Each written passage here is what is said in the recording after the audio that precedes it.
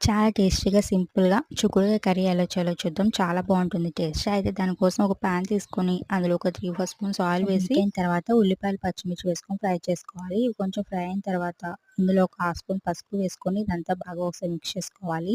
ఇప్పుడు ఇందులో తుంచి పక్కన పెట్టుకున్న చిక్కుడుకాయలను ఇందులోనే వేసుకోవాలి. ఇందులో నేను పచ్చిమిర్చి కూడా యాడ్ చేశాను. మీ స్పైసీకి తగ్గట్టు పచ్చిమిర్చి కూడా వేసుకొని ఇందులో కొంచెం ఒక 2 స్పూన్స్ సాల్ట్ వేసుకొని ఇదంతా ఒకసారి బాగా కలిపి మూత పెట్టుకొని ఇది మంచిగా మగ్గించుకోవాలి.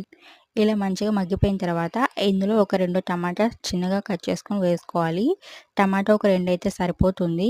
ఇప్పుడు టమాటా మెత్తగా కుక్ అవ్వడానికి కొంచెం సాల్ట్ వేసుకొని మూత పెట్టుకొని టమాటా కూడా మెత్తగా మగ్గేంత సేపు కుక్ చేసుకోవాలి. టమాటా కూడా మెత్తగా మగ్గిపోయింది. ఇప్పుడు ఇదంతా బాగా మిక్స్ చేసి సాల్ట్ ఒకసారి చెక్ చేసుకొని సర్వ్ చేసుకోవడం. అంతే అండి. చాలా ఈజీగా చిక్కుడుకాయ కర్రీ రెడీ అయిపోయింది. మీలో ఎంతమందికి చిక్కుడుకాయ కర్రీ అంటే ఇష్టం? కామెంట్ చేయండి. మీకు ఈ రెసిపీ నచ్చితే లైక్ చేయడం మాత్రం అస్సలు